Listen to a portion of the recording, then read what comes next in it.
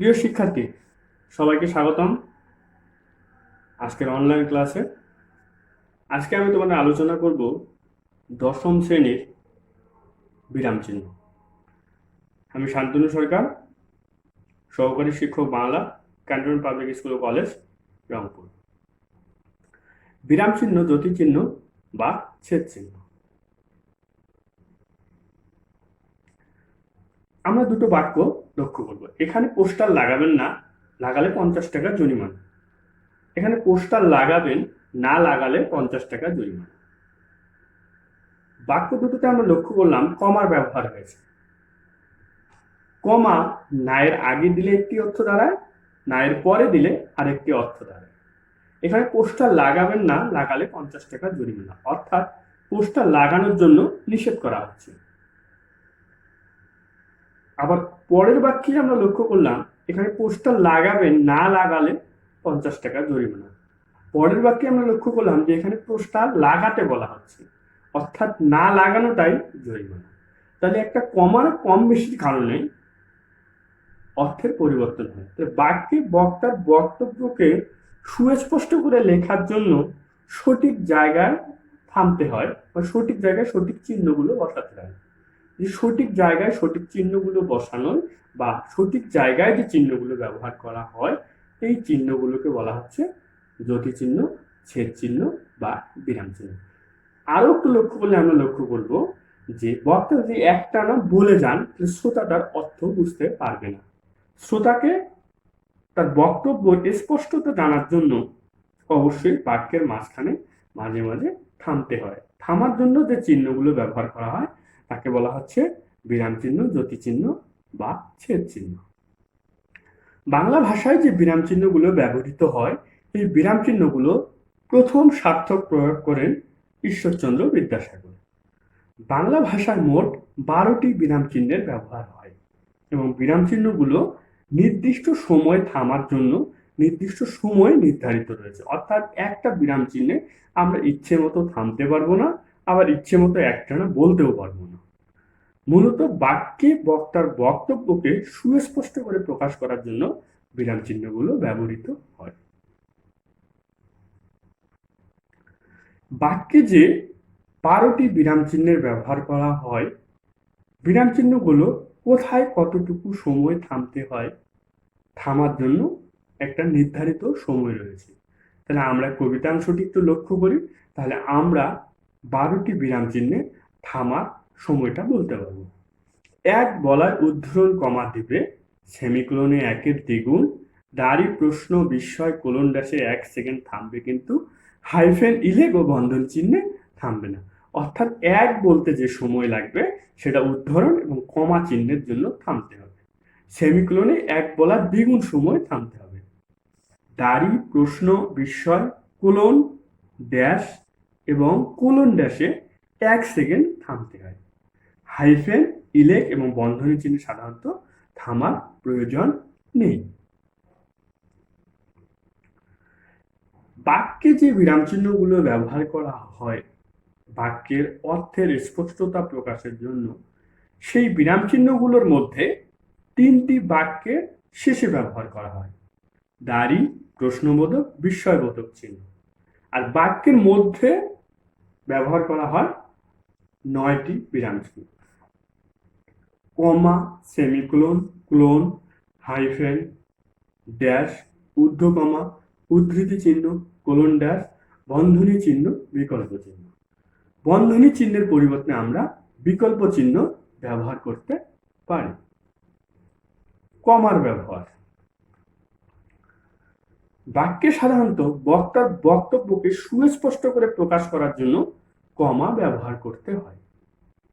এখানে পোস্টার লাগাবেন না, লাগালে 50 টাকা জরিমানা। অর্থাৎ আমাকে সঠিক স্থানে কমার ব্যবহার করতে হবে। আমরা প্রথমেই লক্ষ্য করেছি যে নায়ের সামনে কমার ব্যবহার করলে অর্থটি পরিবর্তন হয়ে যায়। তাই কমাটাকে শুদ্ধ করে প্রকাশ করার জন্য, বাক্যের বক্তব্যটাকে শুদ্ধ করে প্রকাশ করার জন্য আমরা কি করছি, নায়ের পরে কমার ব্যবহার করেছি। বাক্যের সম্বোধন পদের পরে কমা বসে। ওগো, আজ তোরা যাস নে ঘরের বাহিরে। ওগো বলে আমরা সম্বোধন করেছি। সম্বোধন করার কারণে আমরা উভয় পরে কমা ব্যবহার করেছি। একই ধরনের একাধিক পদ যদি পাশাপাশি ব্যবহৃত হয় তাহলে প্রত্যেকটি পদের পরে কমা বসাতে হয়। যেমন পদ্মা, মেঘনা, যমুনা, তিস্তা বাংলাদেশের বড় নদী। একই ধরনের শব্দ হচ্ছে পদ্মা, মেঘনা, যমুনা, তিস্তা। এই প্রত্যেকটি শব্দের পরে আমরা কমা ব্যবহার করেছি। একই ধরনের একাধিক বাক্য বা বাক্যাংশ ব্যবহৃত হলে কমা বসে। সৃষ্টি ক্লাসে ঢুকলো, বই রাখলো, তারপর বেরিয়ে গেল। বাক্যে উদ্ধৃতি চিহ্ন যদি কখনো ব্যবহার করা হয় তাহলে উদ্ধৃতি চিহ্নের আগে কমা বসে। শিক্ষক বললেন কাল তোমাদের ছুটি থাকবে। প্রত্যক্ষ উক্তিতে সাধারণত বক্তার বক্তব্যটাকে উদ্ধৃতি চিহ্নের মধ্যে সংযুক্ত করে রাখতে হয়, তাই তার আগে কমা ব্যবহার করতে হয়। এর বাইরেও সাধারণত বাড়ির নামের পরে কমা ব্যবহার করা হয়। তারিখের সংক্ষিপ্ত রূপের ক্ষেত্রে কমা ব্যবহার করা হয়। সেমিকোলনের ব্যবহার। এখানে একটি বিষয় স্মরণীয় যে বাংলা ভাষায় ব্যবহৃত বিরাম চিহ্নগুলোর মধ্যে সবচেয়ে বেশি পরিমাণ সময় লাগে সেমিকোলন। কমা অপেক্ষা বেশি বিরতির যদি কখনো কোনো বাক্যে প্রয়োজন হয় সেখানে সেমিকোলন বসে। আবার অন্যভাবে বলা যেতে পারে দুইটি বাক্যের মধ্যে অর্থে বা ভাবের সম্বন্ধ থাকলে সেমিকোলন বসে। সংসারের মায়াজালে আবদ্ধ আমরা, এই মায়ার বাঁধন কি সত্যিই দুঃছেদ্য? দাড়ির ব্যবহার। বাক্যের পরিসমাপ্তি বোঝাতে বাক্যের শেষে দাড়ি বা পূর্ণছেদ ব্যবহার করতে হয়। বাংলা ভাষায় অর্থ প্রকাশ করার ক্ষেত্রে যদি 100টি বিরাম চিহ্নের প্রয়োজন হয় সেক্ষেত্রে আমরা লক্ষ্য করব যে 90% বিরাম চিহ্নেই দাড়ির ব্যবহার রয়েছে। আমরা এখন করোনা ভাইরাসের কারণে ঘরবন্দি জীবনযাপন করছি। প্রশ্নবোধক চিহ্নের ব্যবহার। কাউকে কোনো কিছু জিজ্ঞাসা করলে বাক্যের শেষে যে বিরাম চিহ্ন ব্যবহার করা হয় সেটি হচ্ছে প্রশ্নবোধক চিহ্ন। তোমরা কখন রংপুরে এলে? তারপরে আমরা ব্যবহার করছি প্রশ্নবোধক। বিস্ময়বোধক চিহ্ন। হৃদয়ের আবেগ প্রকাশ করতে হলে সম্বোধন পদের পরে বিস্ময়বোধক চিহ্ন ব্যবহার করতে হয়। আহা কি চমৎকার দৃশ্য, আহার পরে আমরা বিস্ময়বোধক চিহ্ন ব্যবহার করেছি। কিন্তু আধুনিক নিয়মে সম্বোধন পদের পরে সাধারণত কমা বসে। ক্লোনের ব্যবহার। একটি অপূর্ণ বাক্যের পরে অন্য একটি বাক্যের অবতারণা করতে গেলে ক্লোন ব্যবহার করা হয়। সবাই সাব্যস্ত হলো, 1 মাস পরে নতুন কমিটির সভাপতি নির্বাচিত হবে। ড্যাশ চিহ্নের ব্যবহার। যৌগিক ও মিশ্র বাক্যে পৃথক ভাবাপন্ন 2 বা তার বেশি বাক্যের সমন্বয় বা সংযোগ বোঝাতে যদি কোনো সংযোজক অব্যয় ব্যবহার করা না হয় সেক্ষেত্রে তার পরিবর্তে আমরা ড্যাশ চিহ্ন ব্যবহার করে থাকি। তোমরা করোনা আক্রান্ত মানুষকে সাহায্য করো, এতে তোমাদের সম্মান যাবে না, বরং বাড়বে। ক্লোন ড্যাশের ব্যবহার।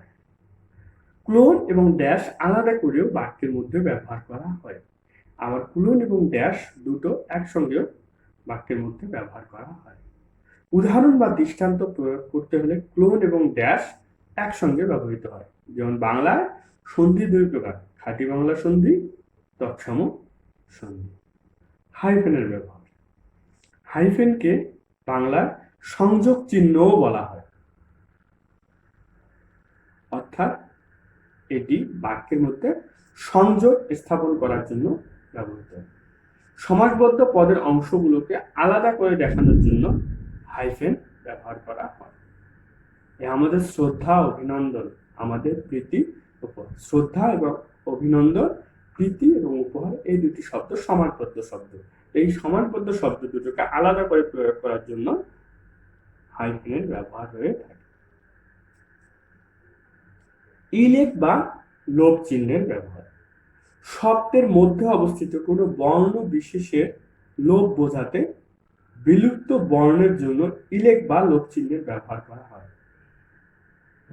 মাথার উপরে জ্বলছে রবি, এখানে ইলেক বা লোভ চিহ্নের পরিবর্তে আমরা পরে ব্যবহার করেছি, অর্থাৎ ওর পরিবর্তে এখানে ইলেক বা লোভ চিহ্ন ব্যবহার করেছি। বহুল প্রচলিত এবং প্রসিদ্ধিত সালগুলোর ক্ষেত্রে আমরা ইলেক বা লোভ চিহ্নের ব্যবহার করে থাকি। 52 ভাষা আন্দোলনের হাত ধরে এসেছে 71 স্বাধীনতা। 52 ভাষা আন্দোলন অর্থাৎ 1952 সাল এবং 1971। তাহলে এইখানে শব্দের বিশেষের বা বর্ণ বিশেষের লোপের ক্ষেত্রে আমরা ইলেক বা লোভ চিহ্নের ব্যবহার করেছি। উদ্ধরণ চিহ্নের ব্যবহার, বক্তার প্রত্যক্ষ উক্তিতে বিশেষ বাক্যাংশকে চিহ্নিত করার জন্য কমা ব্যবহার, উদ্ধরণ চিহ্নের ব্যবহার করতে হয়। বাবা বললেন কাল তোমাদের তিস্তা সেতু দেখতে নিয়ে যাব, অর্থাৎ বক্তার মূল বক্তব্যটাকে চিহ্নিত করার জন্য এই চিহ্নের ব্যবহার হয়ে থাকে। বন্ধনী বা ব্র্যাকেট চিহ্নের ব্যবহার, বন্ধনী বা ব্র্যাকেট চিহ্ন সাধারণত গণিত শাস্ত্রে ব্যবহার করা হয়, তবে প্রথম বন্ধনী ব্যাখ্যামূলক অর্থে বাংলা সাহিত্যেও ব্যবহার হয়ে থাকে। আহসান হাবীব ত্রিপুরার অর্থাৎ বর্তমান কুমিল্লা জেলায় জন্মগ্রহণ করেন। ব্যাকরণিক চিহ্নের ব্যবহার, বিশেষভাবে ব্যাকরণে এসব চিহ্ন ব্যবহার করা হয়। পরবর্তী শব্দ থেকে উৎপন্ন বোঝাতে জাদ্রেল থেকে জেনারেল, পূর্ববর্তী শব্দ থেকে উৎপন্ন বোঝাতে গান থেকে গঙ্গা, সমানবাচক বা সমস্ত পদ বোঝাতে সাধারণত এই ব্যাকরণিক চিহ্নগুলো ব্যবহার করা হয়ে থাকে। সবাইকে ধন্যবাদ। সবাই নিজের দিকে খেয়াল রাখবে।